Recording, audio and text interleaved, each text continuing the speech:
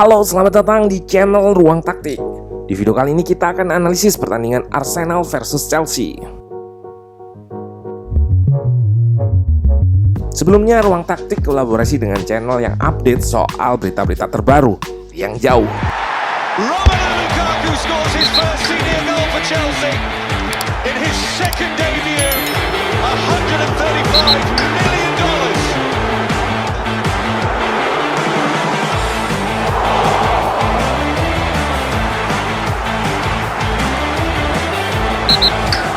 Akhirnya dari Derby of London, The Blues Chelsea berhasil menundukkan tuan rumah Arsenal 2-0 tanpa balas. Romelu Lukaku yang melakoni debut keduanya bagi Chelsea berhasil mencetak gol pertamanya lewat sontekan kaki kanan, memanfaatkan crossing dari Reece James dari sisi pertahanan Arsenal di menit 15. Di menit 35 giliran Reece James berhasil mencatatkan namanya sebagai pencetak gol setelah kembali berhasil mengeksploitasi sisi kiri Arsenal dan menerima umpan Mason Mount dan menaklukkan Bernd Leno 2-0.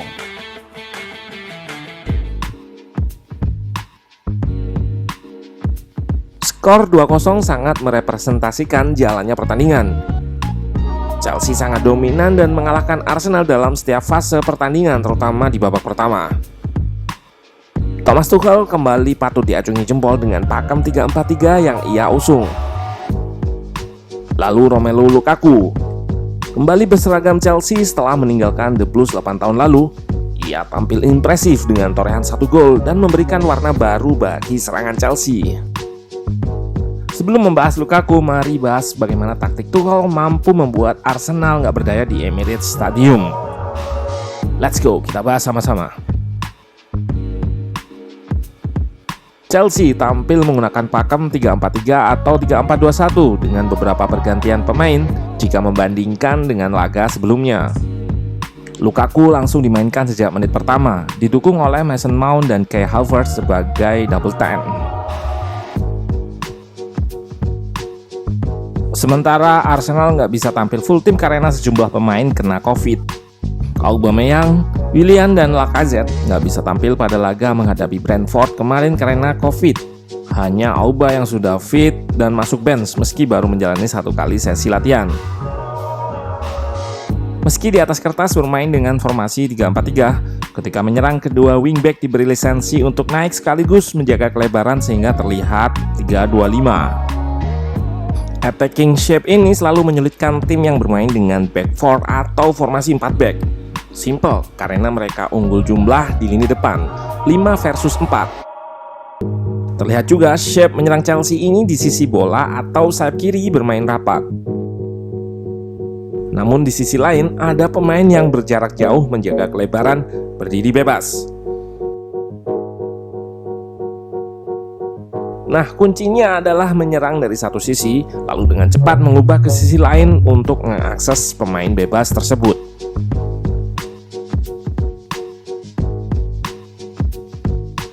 Problemnya adalah bagaimana melewati lini tengah lawan.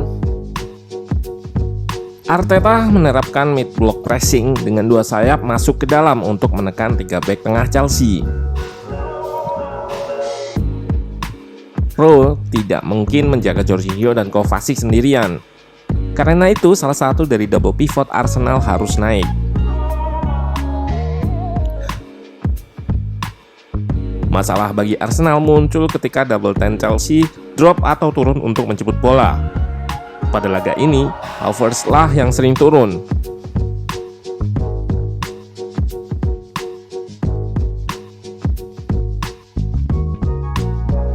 Chelsea kemudian akan mengubah arah serangan ke sisi kanan di mana Mount dan James membentuk situasi menang jumlah melawan Tierney.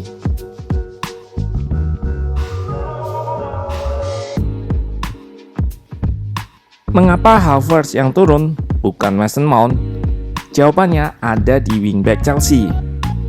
Jika Havertz yang turun, maka Chelsea melakukan progresi dari sisi kiri, lalu switch ke sisi kanan untuk membuat peluang, di mana terdapat James sebagai wingback kanan. Nah, James memiliki kecepatan dan crossing yang lebih baik dari Alonso. Namun, Alonso memiliki insting mencetak gol dari situasi crossing yang lebih baik dari James. Artinya Chelsea akan lebih efektif jika melakukan crossing dari kanan, memanfaatkan kecepatan James tadi. Terlihat dari peta crossing, James melakukan banyak crossing dari kanan, sementara Alonso sama sekali nggak melakukan crossing dari kiri. Dua crossing pada gambar adalah corner dan bola rebound setelah corner tersebut.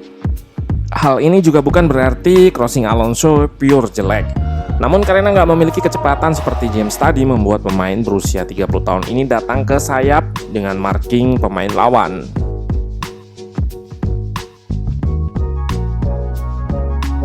Chelsea jelas ingin selalu mengekspos situasi 2 versus 1 di sisi kanan melawan Tierney.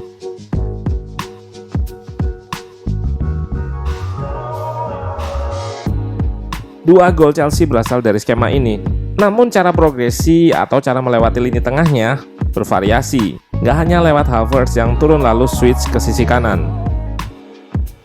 Seperti di gol pertama ini, kita lihat Mount mengikat Saka dan Havertz mengikat Lokonga, sehingga double pivot Arsenal membuka akses umpan ke Lukaku. Pemain asal Belgia ini menjadi tembok atau dalam futsal disebut pivot dengan baik. Mount dan James 2 versus 1 melawan Tierney. Ini yang membuat James kosong setelah di-switch oleh Kovacic.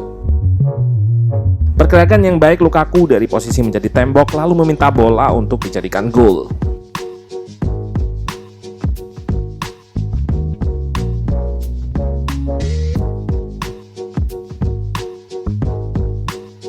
Sementara gol kedua berasal dari kombinasi Havertz dan Alonso di sisi kiri, switch ke kanan.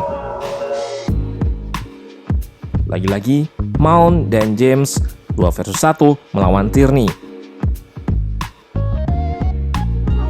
Kali ini, James melepaskan shot langsung ke gawang Leno.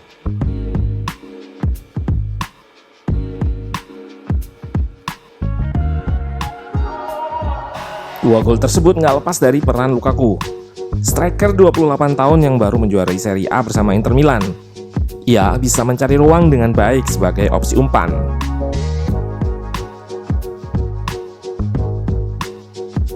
Baik itu menjadi tembok untuk wall pass seperti di gol pertama, jembatan untuk melakukan switch,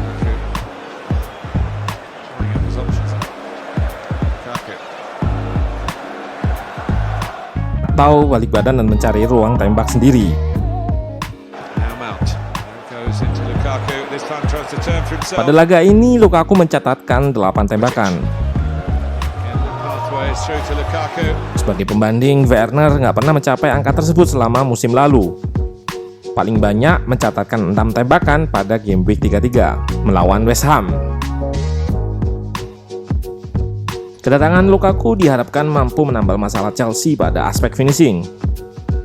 Chelsea di musim sebelumnya mengalami underperform XG atau selisih gol dan XG berbeda jauh. Gampangnya sering buang-buang peluang dan gak mampu dikonversi jadi gol. Werner, pemain yang diharapkan menjadi pencetak gol Chelsea musim lalu, gagal memikul ekspektasi ini. Karena itu, Lukaku didatangkan untuk mengisi kepingan puzzle terakhir. Jumlah gol Lukaku selalu melebihi XG pada 2 musim di Inter. Nah, namun kita belum bisa mengambil kesimpulan hanya dari satu laga. So, menarik dinanti apakah 115 juta euro yang dikeluarkan oleh Chelsea akan membawa mereka meraih trofi bergengsi lainnya.